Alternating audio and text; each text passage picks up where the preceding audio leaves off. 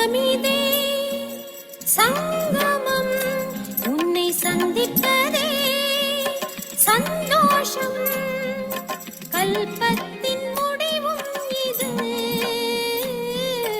பிராப்தியின் நேரம் இது எனக்காக நீ செய்த நன்மைக்கு உனக்காக நான் என்ன செய்தேன் உனக்காக நான் என்ன செய்தேன் யுகமிதே சங்கமம் உன்னை சந்திப்பதே சந்தோஷம்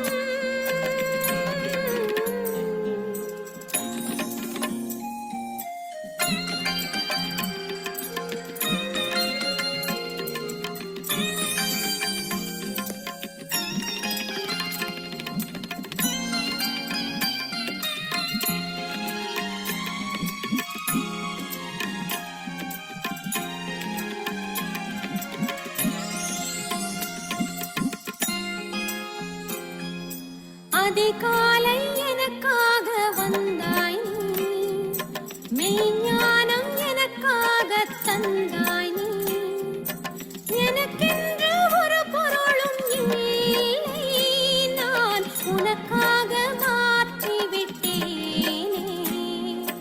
எனக்கென்று ஒரு பொருளும் இல்லை நான் உனக்காக மாற்றிவிட்டேனே எனக்காக நீ செய்த நன்மைக்கு நான் என்னையே அர்ப்பணித்தேன் நான் என்னையே அர்ப்பணித்தேன் யுகமிதே சங்கமம் உன்னை சந்திப்பதே சந்தோஷம் கல்பத்தின் முடிவும் இது பிராப்தியின் நேரம் இது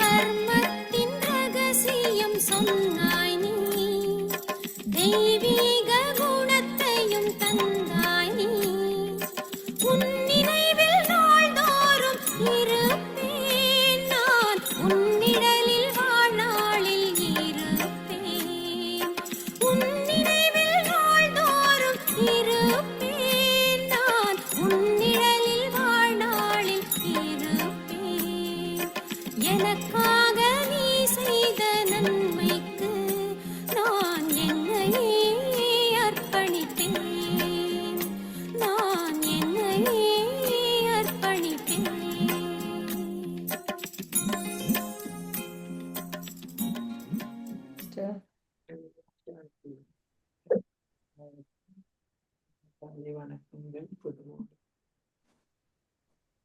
இன்னைக்கு பாபா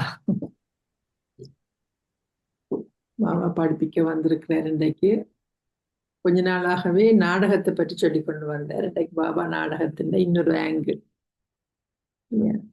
நாடகத்தை நீங்க எப்படி யூஸ் பண்ணலாம், இந்த மாதிரி எல்லாம் நீங்க யூஸ் பண்ணக்கூடாதுன்னு சொல்றாரு.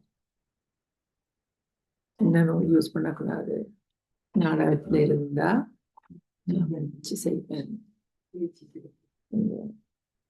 கொஞ்ச நாளா என்ன சொல்றாரு, இந்த நாடகம் அக்குரேட்டா நடந்துட்டு இருக்குது. போன கல்பத்துல நடந்தது, இந்த கல்பத்துல நடக்குது, அக்செப்ட் பண்ணுங்கன்னு சொல்லி கொண்டு இருந்தார். பார்க்கலாம். அதுதான் நீங்க அந்த மாதிரி சென்னைக்க கூடாது. எனக்கு 2 நாளைக்கு வந்து ஒரு ஆள் இந்த கேள்வி கேட்டு எனக்கு பதில் சொன்னா அதே பதில் இன்னைக்கு பாபா சொல்றார். கத்திய நீங்க 2 விதமாவும் பிடிக்கலாம். கத்திய கூர் பக்கத்தால வெட்டினா கத்தி வெட்டும், மொட்டை பக்கத்தால வெட்டினா கத்தி வெட்டுமோ?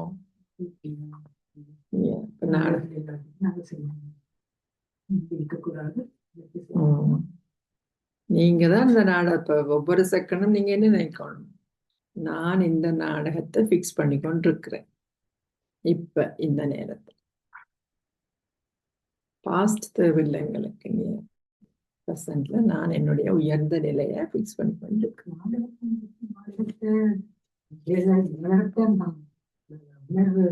அறிகிறது அதெல்லாம் கஷ்டம். Very true. நான் நேற்று ஒரு சீனியரோட கழிச்சினேன்.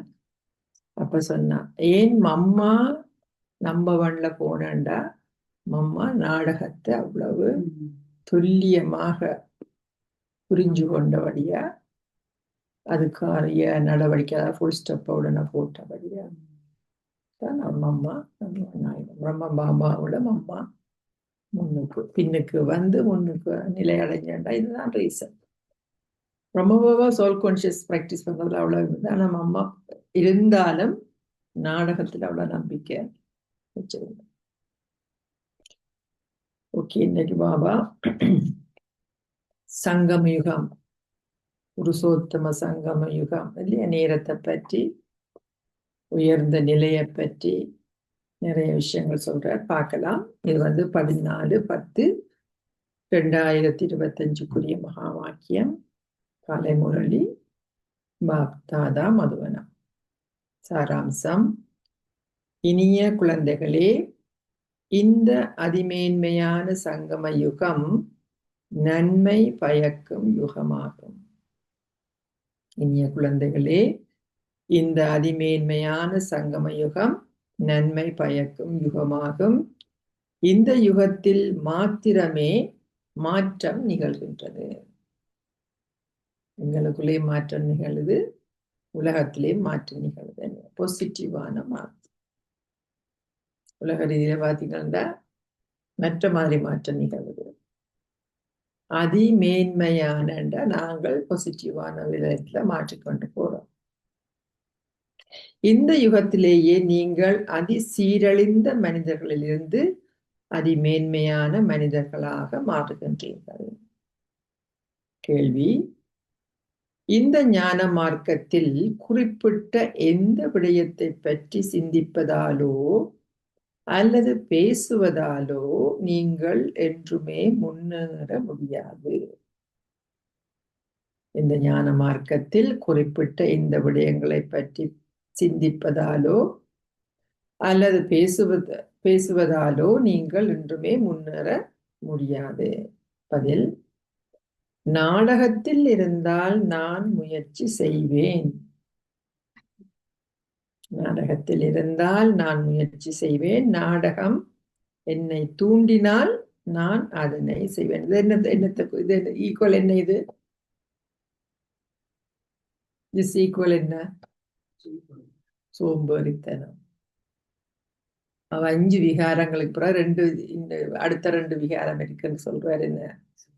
சோம்பேறித்தனம், கவலை, ஈனம் இல்லையா? சோம்பேறித்தனம். இவ்வாறு சிந்திப்பவர்கள் அல்லது பேசுபவர்களால் என்றுமே முன்னேற முடியாது. இவ்வாறு கூறுவது பிழையாகும்.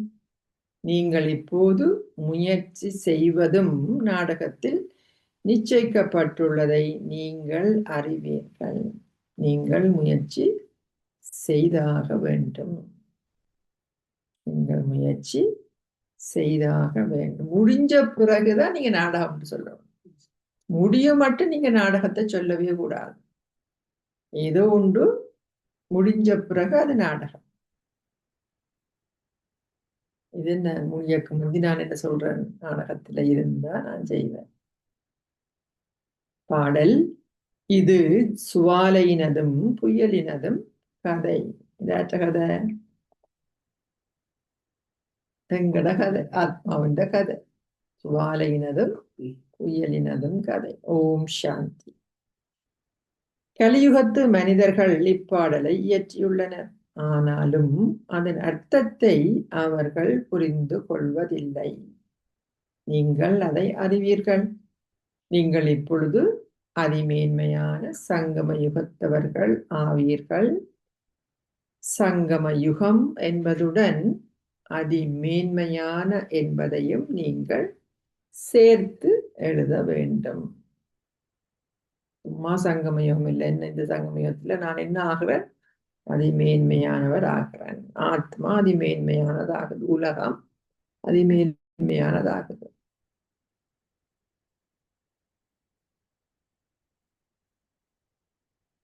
இந்த ஞான கருத்துக்களை நினைவு செய்யாததால் குழந்தைகளாகிய நீங்கள் அத்தகைய வார்த்தைகளை எழுதுவதற்கு மறந்து விடுகின்றீர்கள். இதுவே பிரதான விடயம். நீங்கள் மாத்திரமே அதன் அர்த்தத்தை புரிந்து கொள்கின்றீர்கள். அதிமேன்மையான புண்ணிய மாதம் உள்ளது. அதிமேன்மையான சங்கமயுகம், அடுத்தது அதிமேன்மையான புண்ணிய மாதம். இதுவே அதிமேன்மையான சங்கம யுகம். இந்த சங்கம யுகமும் ஒரு பண்டிகை. இந்த என்ன பண்டிகைன்ற கொண்டாட்டம் இல்லையா? இதுவே அதிமேன்மையான பண்டிகை. நீங்கள் இப்போது அனைவரிலும் அதி உயர்ந்தவர்களாகவும் மேன்மையானவர்களாகவும் ஆகுவதை அறிவீர்கள். லக்ஷ்மியும் நாராயணனுமே அனைவரை விட அதி உயர்ந்தவர்கள் எனவும் அனைவரிலும் அதி செல்வந்தர்கள் எனவும் முதலாம் இலக்கத்து அவர்கள் எனவும் அழைக்கப்படுகின்றனர். முன்னர் பெரும் பிரளயம் ஏற்பட்டதாகவும் அதன் பின்னர் முதலாம் இலக்க ஸ்ரீ கிருஷ்ணர் கடலில் ஆளிலையில் மிதந்து வந்ததாகவும் சமய நூல்கள் கூறுகின்றன. அப்படி நல்ல அழகான எத்தனையோ படங்கள் எல்லாம் பார்த்திருக்கிறோம் இல்லையா? கிரி வச்சிருக்கிறோம். கிளேயில கூட அப்படி கிருஷ்ணரை எங்களை விட்டு இருக்குது காட்டுகிறோம், கூறுகின்றன. இப்போது நீங்கள் அதை என்ன கூறுவீர்கள்? நீங்கள் ஷியாம் சுந்தர் என அழைக்கின்ற இந்த ஸ்ரீ கிருஷ்ணரே முதலாம் இலக்கத்தவர். அவர் தனது பெருவிரலை சூப்பியவாறு வந்ததாக காட்டப்படுகிறது. ஒரு குழந்தை கருப்பையில் இருக்கின்றார். எனவே அனைவரிலும் அதி உயர்ந்தவரான ஸ்ரீ கிருஷ்ணர் ஞான கடலில் இருந்து தோன்றிய முதலாம் இலக்கத்தவர். அந்த கடலை ஞான கடலுக்கு கம்பேர் பண்ற. அங்க கடல்ல மிதந்து வந்தது அந்த ஆளிலை கர்ப்பப்பை இல்லையா? அப்ப அத பாபா ஞான கடல் மூலம் அவர் என்ன ஆகிறார்? அந்த உயர்ந்த புறப்படுக்கிறார்.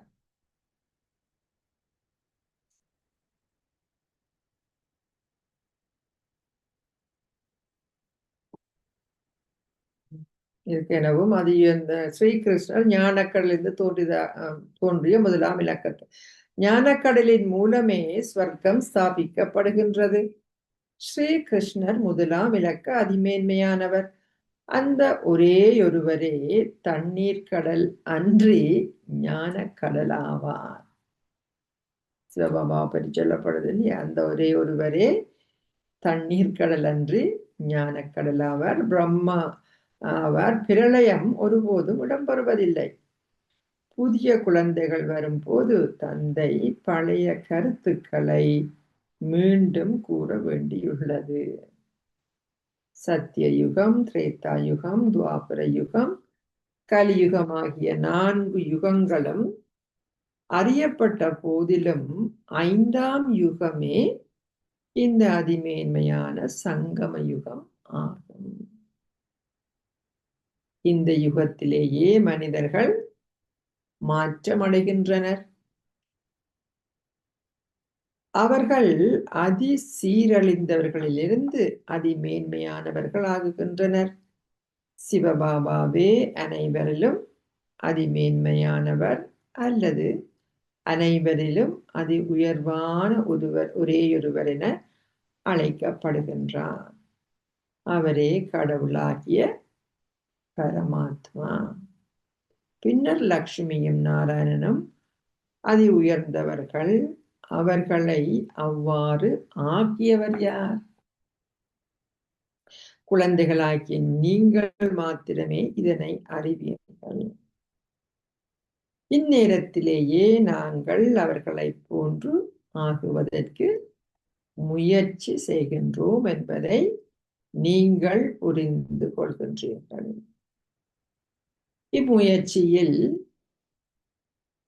இம்முயற்சியில் சிரமம் எதுவும் இல்லை. சிரமம் எதுவும் இல்லை. இது மிக எளிமையானது. என்ன சொல்ல வரேன் பாபா? என்னத்துக்கு இது சொல்றேன்?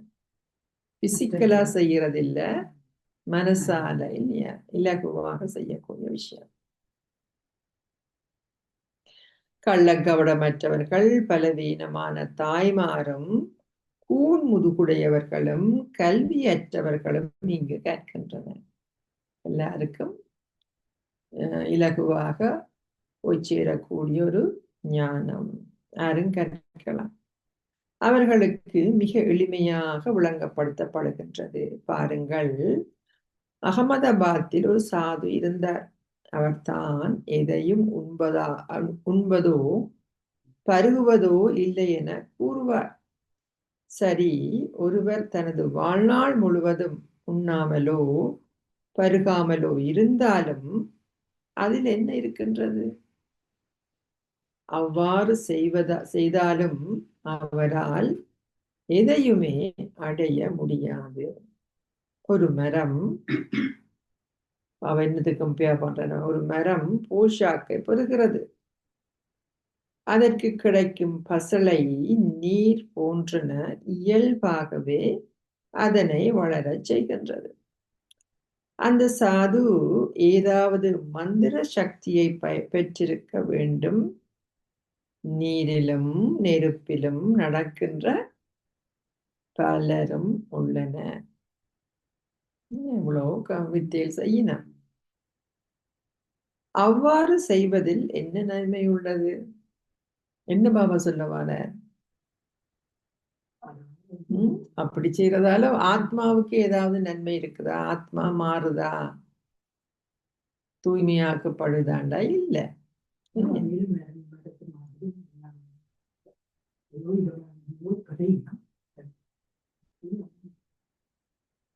இல்ல பாபா அதுல சொல்ல வர அங்க சாப்பிடாம இருக்கணும். ஆனா இயற்கையாக எல்லாமே இருக்குது இல்லையா?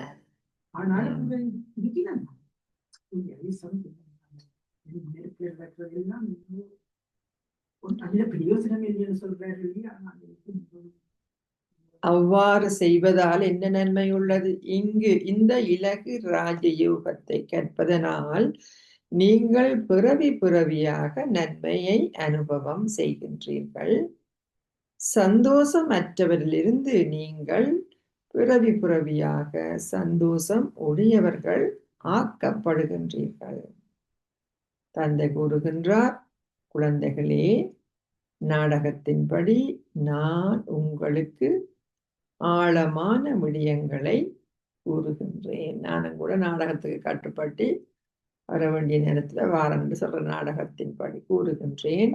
உதாரணமாக, அவர்கள் சிவனையும் சங்கரரையும் ஒருவராக காட்டி எவ்வாறு குழப்பி விட்டனர் என்பதை பாபா உங்களுக்கு விளங்கப்படுத்தி இருக்கின்றார்.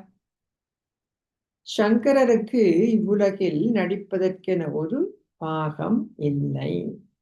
சிவன், பிரம்மா, விஷ்ணு ஆகியோருக்கு நடிப்பதற்கு பாகம் உள்ளன. பிரம்மாவும் விஷ்ணுவும் சகலதுறை பாகத்தையும் கொண்டுள்ளனர். சிவபாபாவுக்கு இந்நேரத்தில் மாத்திரமே ஒரு பாகம் உள்ளது. இதனாலேயே அவர் இப்போது வந்து இந்த ஞானத்தை கொடுக்கின்றார். பின்னர் அவர் நிர்வாண தாமத்திற்கு திரும்பி செல்கின்றார். அவர் தனது சொத்துக்கள் முழுவதையும் என்ன செய்கிறார்? முழுவதையும் குழந்தைகளுக்கு கொடுத்துவிட்டு ஓய்வு ஸ்திதிக்கு சென்று விடுகின்றார். ஓய்வு ஸ்திதியில் இருப்பதென்றால் ஒரு குரு மூலம் சத்தத்திற்கு அப்பால் செல்ல முயற்சி செய்வதாகும்.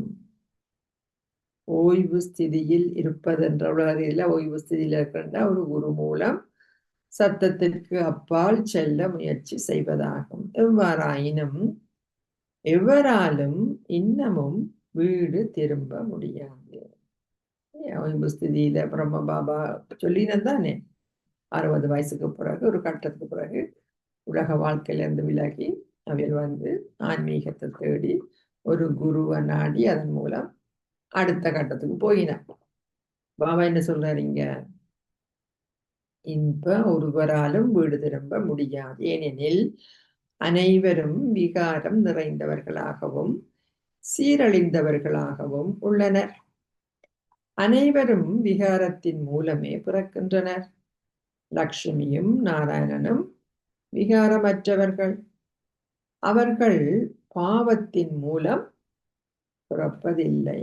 இதனாலேயே அவர்கள் மேன்மையானவர்கள் எனப்படுகின்றனர். குமாரிகளும் விகாரமற்றவர்களே. இதனாலேயே அனைவரும் அவர்களை வணங்குகின்றார்கள். எனவே சங்கரருக்கு இங்கு நடிப்பதற்கு பாகம் இல்லை என பாபா விளங்கப்படுத்துகின்றார். சூட்சுமமான பாகம் இந்திய சங்கரர் என்றது, பிசிக்கலா உள்ள பாகம் இல்லை. எவ்வாறாயினும் பிரஜாபிதா பிரம்மா நிச்சயமாக மக்களின் தந்தையாவார். சிவபாபா ஆத்மாக்களின் தந்தை என அழைக்கப்படுகின்றார். அவர் அநாதியான தந்தையாவார். நீங்கள் இந்த ஆழமான விடயங்களை மிக நன்றாக கிரகிக்க வேண்டும். பெரிய தத்துவ ஞானிகள் பெரிய பட்டங்களை பெறுகின்றனர். பண்டிதர்கள் ஸ்ரீ ஸ்ரீ 108 என்ற பட்டத்தை பெறுகின்றனர்.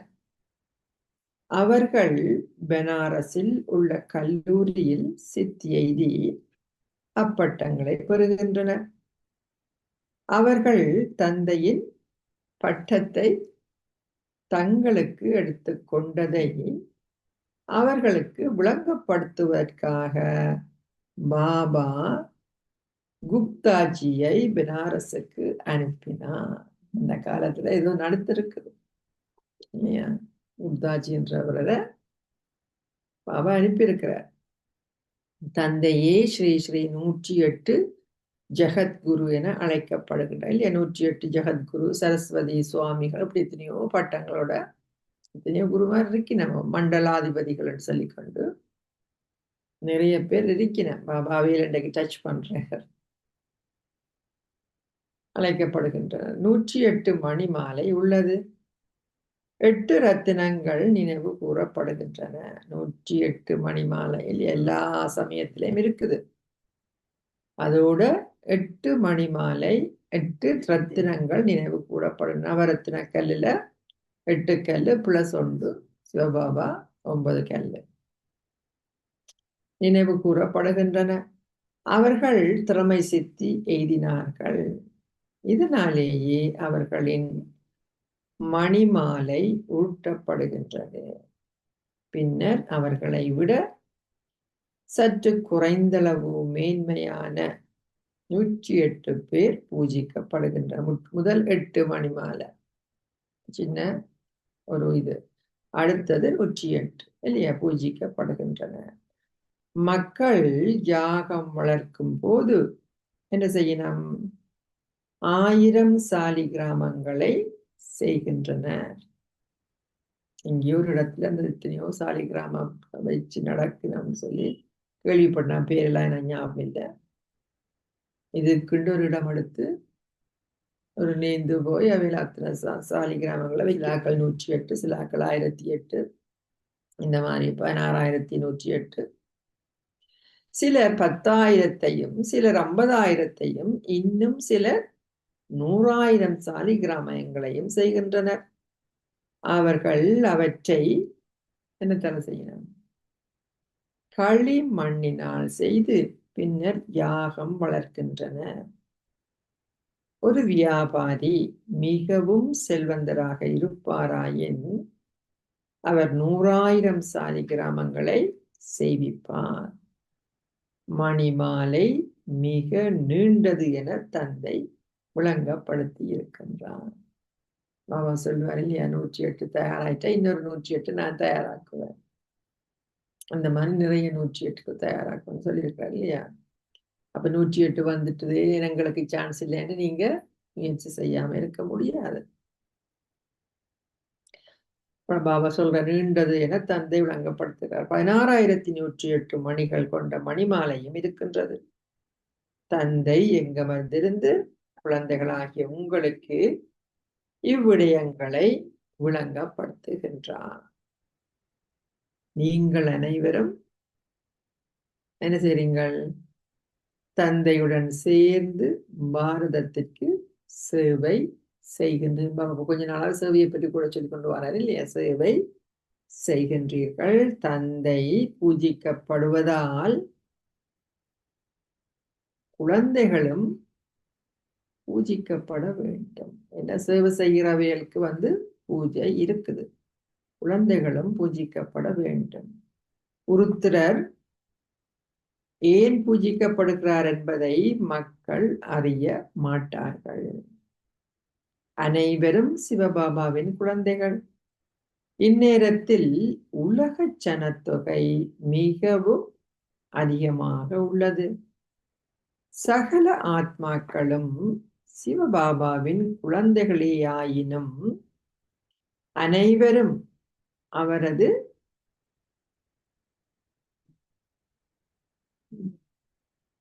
உதவியாளர்கள் அல்ல. எல்லாரும் குழந்தைகள்.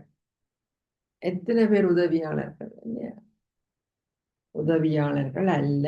இந்நேரத்தில் நீங்கள் எந்த அளவுக்கு அவரை நினைவு செய்கின்றீர்களோ அந்த அளவுக்கு நீங்கள் மேன்மையானவர்கள் ஆகுவீர்கள். 2 விஷயத்த சொல்றாருங்க பாபா. ஒன்று உதவியாளர்கள், மற்றது நினைவு செய்கிறார்கள். நீங்கள் எந்த அளவுக்கு அவரை நினைவு செய்கின்றீர்களோ அந்த அளவுக்கு நீங்கள் மேன்மையானவர்கள் ஆகுவீர்கள். நீங்கள் பூஜிக்க தகுதி வாய்ந்தவர்கள் ஆகுகின்றீர்கள். இவ்விடயங்களை விளங்கப்படுத்துவதற்கான சக்தி வேறு எவரிடமும் இல்லை. அவரால் மட்டும்தான் இந்த ஞானத்தை கொடுக்க முடியும். ஏன்?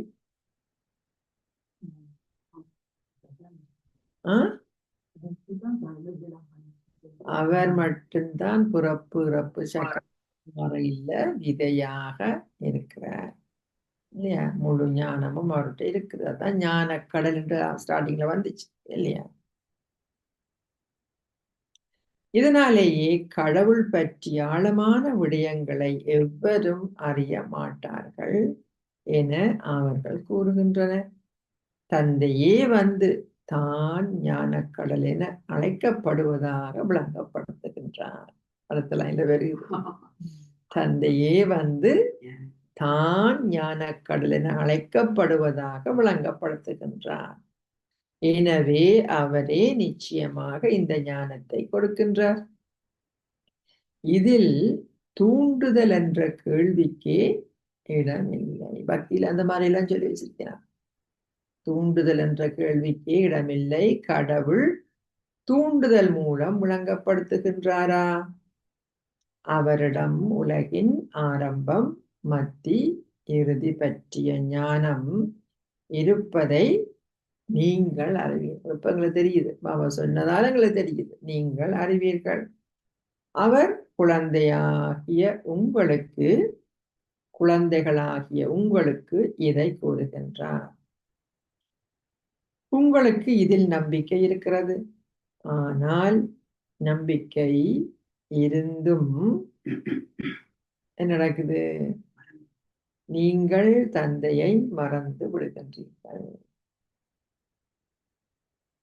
தந்தையின் நினைவே இக்கல்வியின் சாராம்சமாகும்.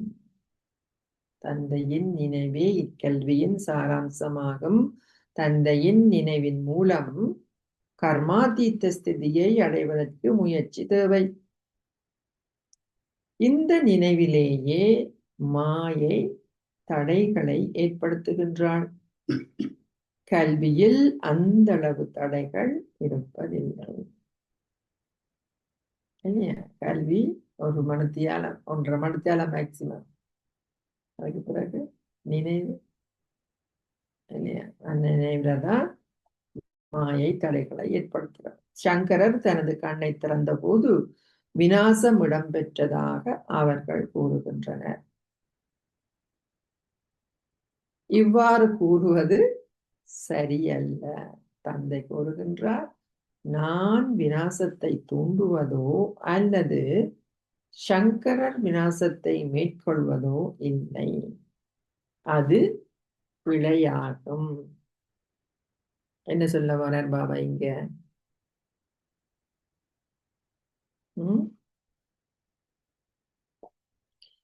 தேவர்கள் பாவம் செய்ய மாட்டார்கள். சிவபாபா இப்போது இங்கமர்ந்திருந்து இவ்விடயங்களை விளங்கப்படுத்துகின்றார். இச்சரீரம் இந்த ஆத்மாவின் ரதம். ஒவ்வொரு ஆத்மாவும் தனது சொந்த ரதத்தை ஓட்டுகின்றார். ஒவ்வொரு ஆத்மாவும் தனது சொந்த ரதத்தை ஓட்டுகின்றார். தந்தை கூறுகின்றார், நான் இவரின் ரதத்தை கடனாக எடுக்கின்றேன். இதனாலேயே எனது பிறப்பு தெய்வீகமானதும் தனித்துவமானதும் என கூறப்படுகின்றது. ஒரு வாகனம் இல்லை என்று சொல்லுவீங்களா? யாரும்? எல்லார்ட்டையும் வாகனம் இருக்கு. எனக்கு அதான் சிரிப்பு. சொல்லதான் என்னோட கார் இல்லைன்னு சொல்லவே முடியாது. நாங்க ஒவ்வொரு தூரம் ஓட்டிக்கொண்டு இருக்கிறோம்.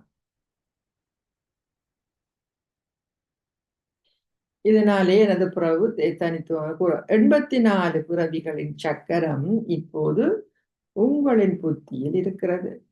நீங்கள் வீட்டிற்கு சென்று பின்னர் ஸ்வர்க்கத்திற்கு செல்வதை அறிவீர்கள். பாபா அனைத்தையும் மிக இலகுவாக விளங்கப்படுத்துகின்றார். உங்களுக்கு இதய வலுவல் ஏற்படக்கூடாது. சிலர் கூறுகின்றனர், பாபா, நான் கல்வி அறிவற்றவன், எனது வாயிலிருந்து எதுவும் வெளிவருவதில்லை. எவ்வாறாயினும் அது அவ்வாறில்லை. வாய் நிச்சயமாக தொழில்படுகிறது. நீங்கள் உண்ணும் போதும் உங்கள் வாய் தொழில்படுகின்றது. பாபா ஹாஷ்யமா கதைக்கிறார் இல்லையா? தொழில்படுகிறது. எவ்வித ஓசையும் வெளிவராமல் இருப்பது அசாத்தியம். விட்டால் இருந்து கதைப்பீங்க. ஏன் ஞானம் மட்டும் சொல்லலாம் இருக்குது? பாபா அனைத்தையும் மிக எளிமையாக விளங்கப்படுத்தியுள்ளார்.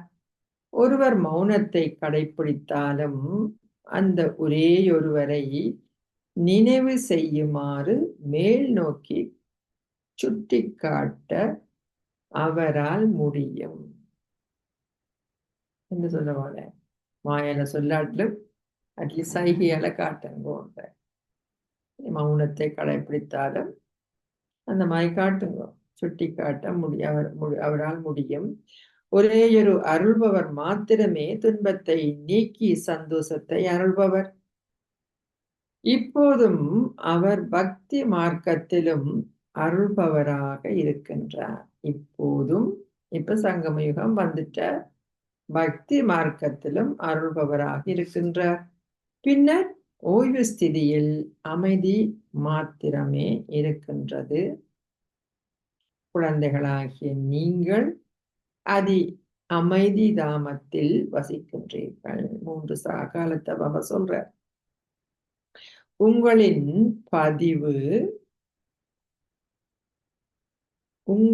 பதிவு செய்யப்பட்டிருக்கின்ற உங்கள் பாகங்களை நீங்கள் தொடர்ந்தும் நடிக்கின்றீர்கள். உலகை புதிதாக்குவதே இப்போது எங்களின் பாகங்களாக இருக்கின்றன. அழகா பாபா எங்களோட என்ன சொல்றார், எங்களுக்கு எங்களோட கடமை என்னன்னு சொல்றார். பாகங்கள் நடிக்கிறீங்கள் என்றாலும் உங்களோட பாகம் உலகை புதிதாக்குவதே. இப்போது எங்களின் பாகங்களாக இருக்கின்றன. தந்தையாகிய சுவர்க்க கடவுள் என்ற அவரது பெயர் மிகவும் சிறந்தது. தந்தையே சொர்க்கத்தை படைப்பவர், அவர் நரகத்தை படைப்பதில்லை. எவராவது பழைய உலகை படைப்பாரா? ஒரு கட்டடம் எப்போதும் புதிதாகவே கட்டப்படுகிறது. என்ன சொல்ல வார? என்ன சொல்ல வார?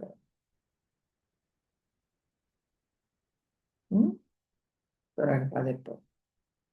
பிரம்மா மூலம் சிவபாபா புதிய உலகை படைக்கின்றார். அவர் அப்பாகத்தை பெற்றிருக்கின்றார். இப்பழைய உலகில் மனிதர்கள் அனைவரும் தொடர்ந்தும் ஒருவருக்கொருவர் துன்பத்தையே விளைவிக்கின்றனர். நீங்கள் சிவபாபாவின் குழந்தைகள் என்பதை அறிவீர்கள். பின்னர் சரீரதாரிகள் என்பதால் நீங்கள் என்னாயிட்டீங்கள்? பிரஜாபிதா பிரம்மாவின் தத்தெடுக்கப்பட்ட குழந்தைகள். பிரம்மா மூலம் தத்தெடுக்கப்பட்ட குழந்தைகள். சிவபாபாவின் நீங்கள் ஆல்ரெடி நாங்க எல்லாருமே சிவபாபாவோட குழந்தைகள். ஆனா பிரம்ம பாபாவில நாங்கள் தான் தத்தெடுக்கப்படுறோம் சொன்னார் தானே பாபா மேல. படைப்பவரான சிவபாபாவே தனது படைப்பின் ஆரம்பம், மத்தி, இறுதியின் இந்த ஞானத்தை எங்களுக்கு கொடுக்கின்றார். இவ்வாறு ஆகுவதே உங்களின் இலக்கும் இலட்சியமும் ஆகும். மக்கள் பளிங்கு சிலைகளை உருவாக்குவதில் அதிகளவு செலவை ஏற்படுத்துகின்றார்கள். நோத்துல பாத்தீங்கன்னா எல்லா கோயிலும் அப்படி இருக்குது. சிலைகள், கிருஷ்ணர் ராமர் கோயில்கள் எல்லாம் பளிங்கு சிலை தான் இருக்கு. இந்தியால சவுத்துல தான் கருங்கல் இல்லையா? பாபா ரிப பண்றாரு அங்கத்திய பளிங்கு சிலைகள். சாதாரண கல் அதெல்லாம் சுத்தப்படுத்தி 40 நாள் எண்ணெயில எல்லாம் ஊற வச்சு எடுக்க மாட்டேன்.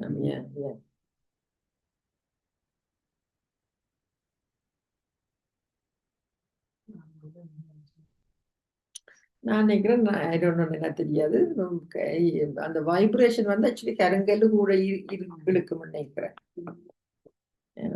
பளிங்கு கல்லை விட. ரிசர்ச் பண்ணோம். விட்டுட்டேன்.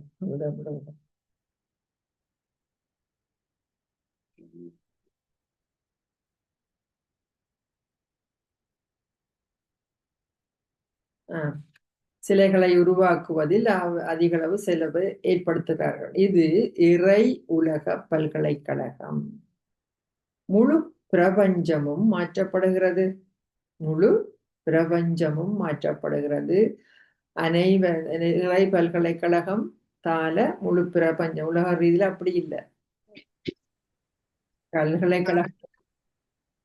பல்கலைக்கழகம் இருந்தா படிச்சுட்டு போயிடுவீங்க. இங்கே நடக்குது. பிரபஞ்சமும் மாற்றப்படுகிறது. அனைவரதும் குணாதிசயங்களும் அசுரத்தனமாக இருக்கின்றது. அவர்கள் ஆரம்பம் முதல் மத்தியினூடாக இறுதி வரைக்கும் தொடர்ந்தும் துன்பத்தையே விளைவிக்கின்றனர். உலக ரீதியில ஆட்கள் பார்த்தீங்கன்னா அப்படி நடக்குது. இது இறை பல்கலைக்கழகம், இறை உலக பல்கலைக்கழகம் ஒன்று, இறை உலக பல்கலைக்கழகம் ஒன்று மாத்திரமே உள்ளது. கடவுளே அதை ஆரம்பித்து வைக்கின்றார். அதன் மூலம் முழு உலகமும் நன்மை பெறுகின்றது. ஒரு பெரிய விஷயம். அந்த பல்கலைக்கழகத்துக்கு நாங்க சொந்தக்காரர் ஆயிருக்கிறோம்னு சொன்னா இனி அதுல நாங்களும் ஒரு மெம்பர்ண்டாக்குள்ள எவ்வளவு ஒரு பெரிய உயர்ந்த நிலை இல்லையா? சரி பிழைக்கு இடையிலான வித்தியாசத்தை குழந்தைகளாகிய நீங்கள் இப்பொழுது புரிந்து கொள்கின்றீர்கள். இங்க என்ன முக்கியமான பாடம்?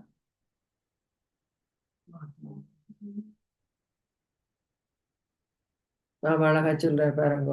இந்த முழு உலகமும் நன்மை, இந்த பல்கலைக்கழகத்தால முழு உலகமும் நன்மை பெறுகிறது இல்லையா? சரி பிழைக்கு இடையிலான வித்தியாசத்தை குழந்தைகளாக நீங்கள் இப்பொழுது புரிந்து கொள்கிறீர்கள். என்ன பாடம்? கர்ம பிலோசபி. கர்மத்தின் ரகசியம் தான் முக்கியமான பாடம்.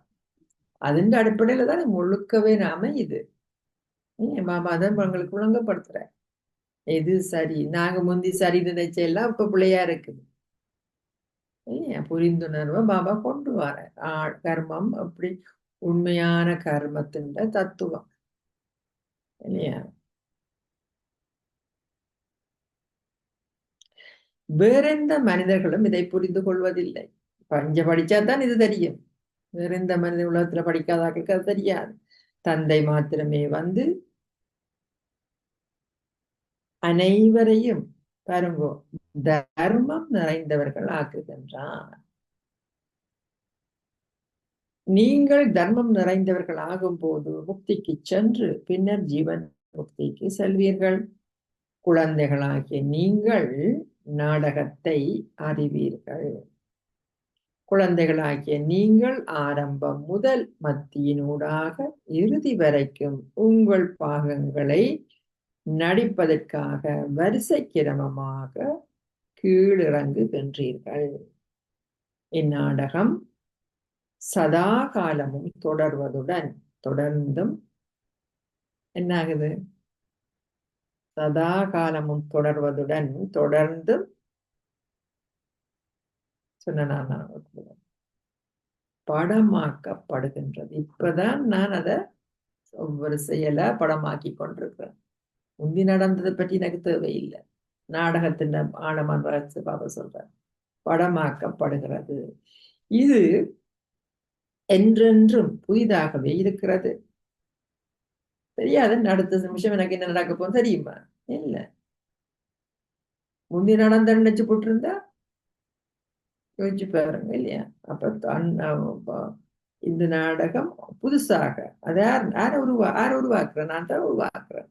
என்னுடைய எண்ணம், நம்பிக்கை, பாபா சொல்றார் முயற்சி, நம்பிக்கை, எண்ணம், கர்ம பிலோசபி பாபா கொடுக்குற அந்த அடிப்படையில நான் உருவாக்கி கொண்டிருக்கிறேன் இல்லையா?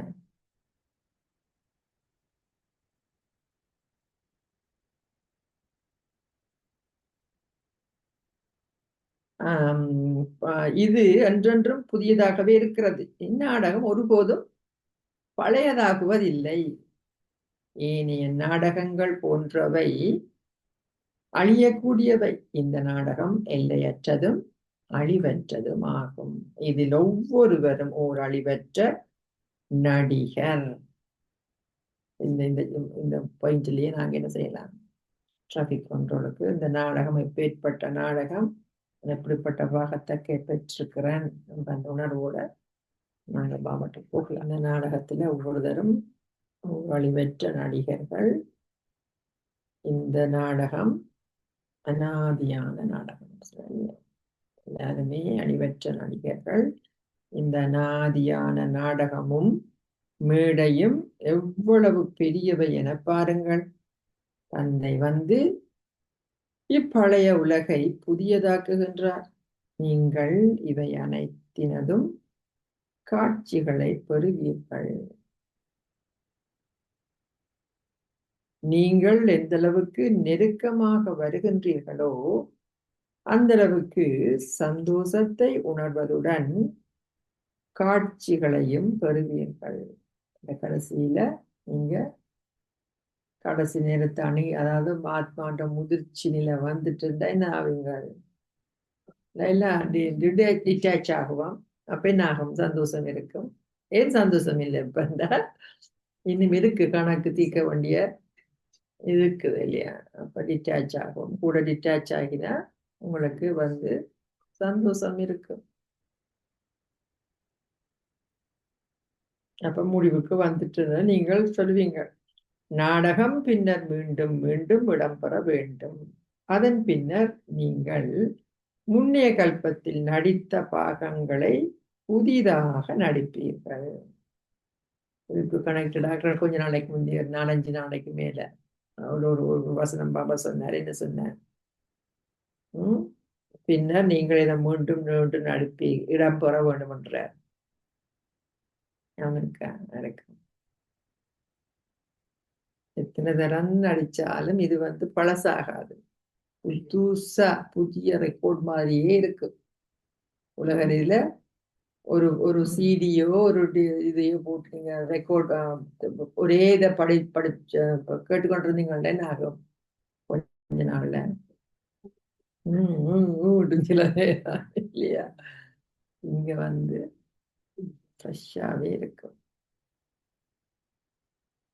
அதில் சற்றேனும் மாற்றம் இருக்க முடியாது. எனவே குழந்தைகளாகிய நீங்கள் இயன்றவரை உயர்ந்ததோர் அந்தஸ்தை கூற வேண்டும்.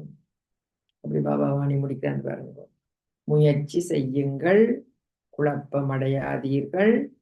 நாடகம் உங்களை தூண்டி நீங்கள் செய்ய வேண்டியதை செய்ய வைக்கும் என கூறுவது பிழையாகும். நாங்கள் முயற்சி செய்ய வேண்டும். தான் அம்மாண்ட முயற்சியா இருந்துச்சு. நல்லது. இனிமையிலும் இனிமையான அன்புக்குரிய இப்போதோ தொலைந்து இப்போது கண்டுபிடிக்கப்பட்டிருக்கும் குழந்தைகளுக்கு உங்கள் தந்தை தாயாக இருக்கும் பாப் தாதாவின் அன்பு நினைவுகளும் காலை வந்தன. ஆன்மீக தந்தை ஆன்மீக குழந்தைகளுக்கு நமஸ்தே சொல்கின்றார். ஆன்மீக குழந்தைகள் ஆன்மீக நமஸ்தே சொல்லுகின்றோம். மீட்டே மீட்டே சிக்கிலதே பச்சோங்கே ஆத்மிதா பாப்தாதா கா யாதுமியர் குட் மார்னிங் ருவாணி பச்சோங்கே ருவாணி பாப்போ நமஸ்தே ருவாணி பச்சோங்கே ருவாணி பாப்போ நமஸ்தே நமஸ்தே பாபா.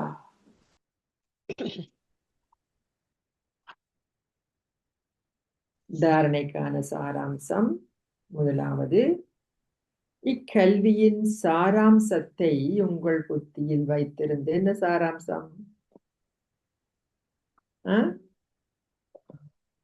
இக்கல்வியின் சாராம்சத்தை உங்கள் புத்தியில் வைத்திருந்து நினைவு யாத்திரையில் நிலைத்திருப்பதனால் உங்கள் கர்மாதீத்த ஸ்திதியை அடையுங்கள். இதுதான் என்னுடைய இறுதி முயற்சி. இக்கல்வியின் சாராம்சத்தை உங்கள் புத்தியில் வைத்திருந்து நினைவு யாத்திரையில் நிலைத்திருப்பதனால் உங்கள் கர்மாதீத்த ஸ்திதியை அடையுங்கள். அது என்ன சாராம்சம்? என்ன பாவ சொல்லவான?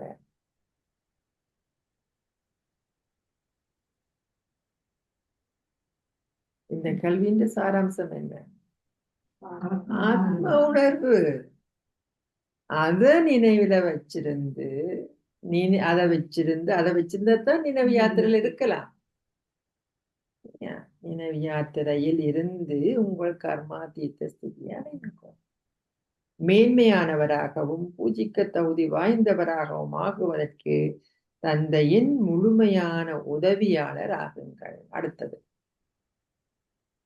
இரண்டாவது, நீங்கள் உண்மையான தந்தையிடமிருந்து எது சரி எது பிழை என்ற புரிந்துணர்வை பெற்றுவிட்டீர்கள். கர்மத்தின் பிலாசபி. எனவே அதன் மூலம் தர்மம் நிறைந்தவர் ஆகுங்கள்.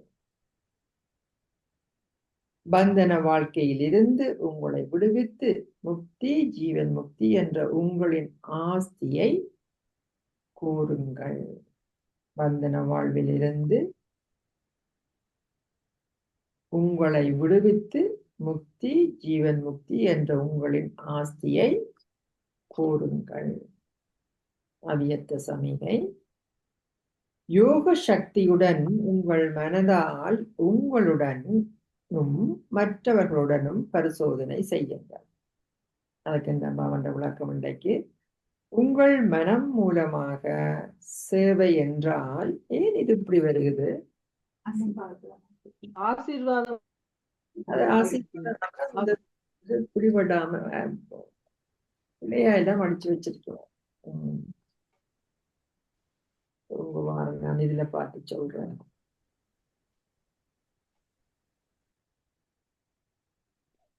இந்தியன் இதுதான் பாருங்க.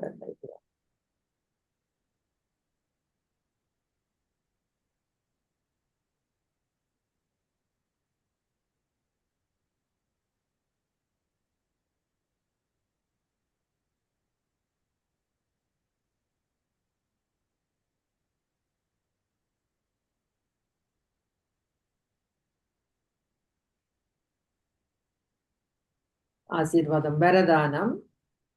உங்களுக்குள் அன்பின் கொடுக்கல் வாங்கல் மூலமாக அனைவருக்கும் உதவி செய்யும் வெற்றி மூர்த்தி ஆகுக.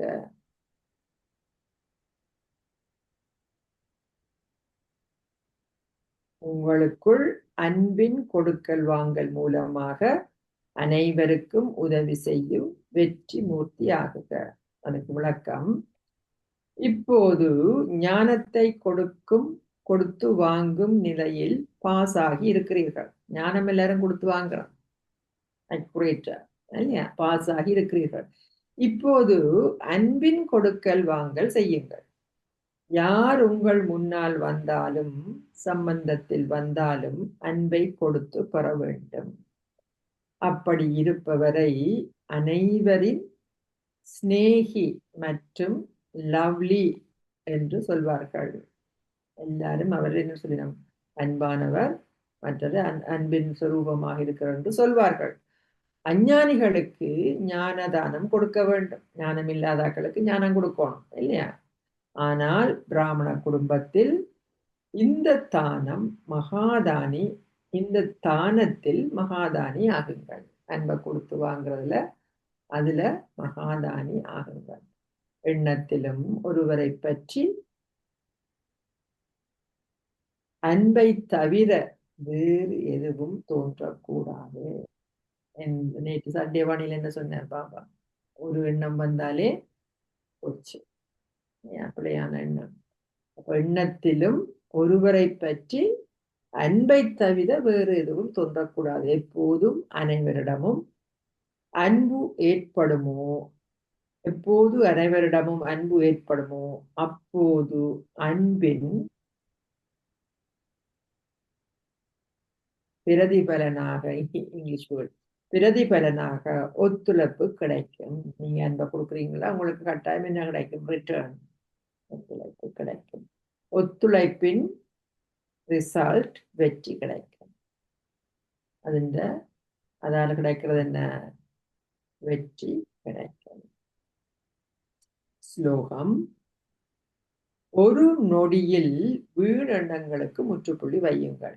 இதுதான் தீவிர முயற்சி. பாபா அன்றைக்கு தீவிர முயற்சிக்கு அழகா சொல்றார். ஒரு நொடியில் வீணெண்ணங்களுக்கு முற்றுப்புள்ளி வையுங்கள். இதுதான் தீவிர முயற்சி. அடுத்தது மாதேஸ்வரி இந்த மகா வாக்கியம் இதுல இருக்கிறது.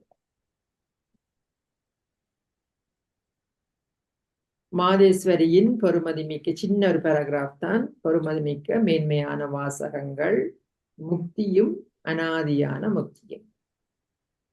இக்காலத்தில் மக்கள் முக்தியை அனாதியான முக்தி என அழைக்கின்றார்கள். முக்தி அடைந்தவர்கள் பிறப்பு இறப்பு சக்கரத்திலிருந்து விடுதலை அடைகின்றார்கள் என அவர்கள் நம்புகின்றார்கள். முக்தி, நான் கடவுளோட போயிருக்கணும் சொல்லிக்கிறான். அப்ப திருப்பி பிரபாவரம் அப்படி நம்புகின்றார்கள். இறப்பு பிறப்பு சக்கரத்துக்குள் வராது விடுவதை மேன்மையான அந்தஸ்து என்று நம்புகின்றார்கள். அதுவே வெகுமதி என்று நம்புகின்றார்கள்.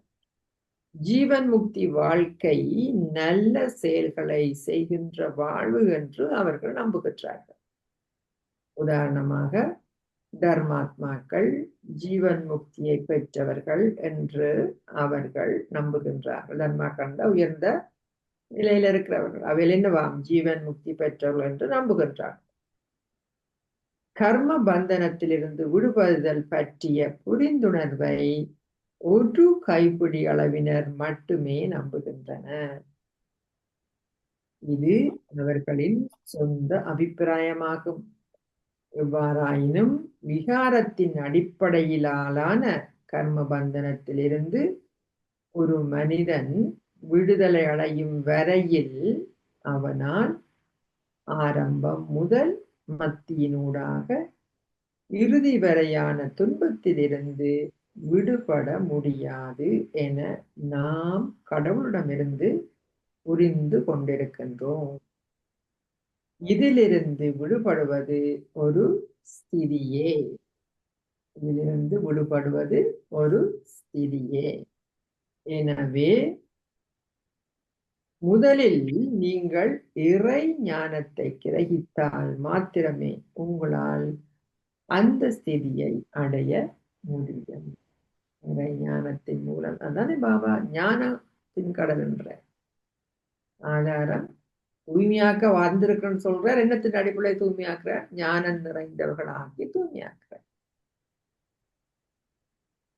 நாம் அந்த அந்தஸ்தை அளவுக்கு கடவுளால் மட்டுமே எமக்கு உதவ முடியும். அவர்கிட்ட தானே ஞானம் இருக்குது, முடியும். ஏனெனில் அவரே முக்தியையும் ஜீவன் முக்தியையும் அருள்பவர். அவர் இந்த நேரத்தில் அனைவருக்கும் முக்தியையும் ஜீவன் முக்தியையும் அருள்வதற்கு வருகின்றார். கடவுள் பல தடவைகள் வருவதில்லை. அது முக்கியமான ஒரு விஷயம் சாஸ்திரங்கள் இருக்குது. 10 அவதாரம் எடுத்தார், 24 அவதாரம் எடுத்தார் இல்லையா? கடவுள் பல தடவைகள் வருவது இல்லை. அத்துடன் கடவுள் ஓர் அவதாரம் எடுக்கின்றார் என்றும் நீங்கள் நினைக்க கூடாது. அவ்வளவுதானே, மிச்சம் இருக்குவது இல்லையா? எல்லா அவதாரங்களையும் எடுக்கிறார் என்பது கிடையாது. ஓம் சாந்தி. அவியத்த சமிகை கிழக்கு என்ன சொல்றார் பாபா?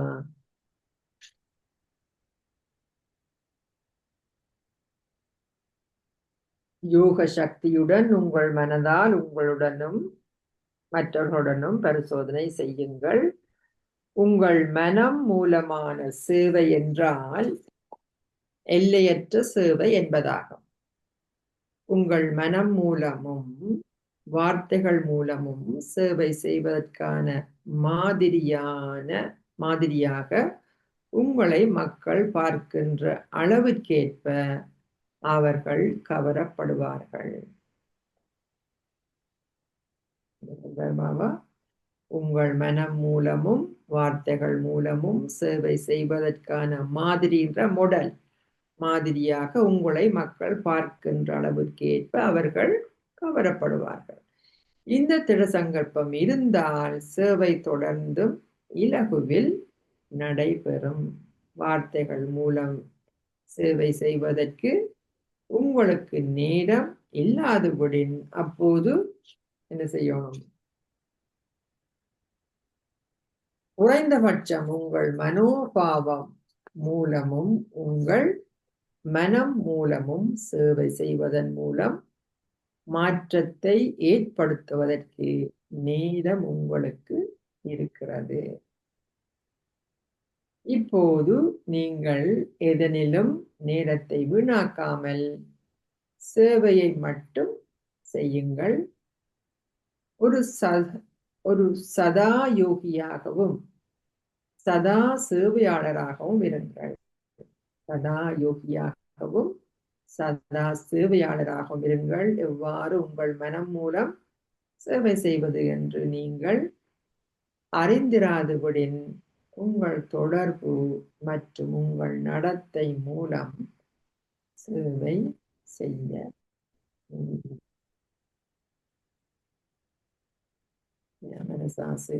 மனசா சேவையால செய்ய முடியாட்டிலும் என்ன சொல்றாரு? உங்களோட தொடர்புகள், உங்களோட நடத்தை.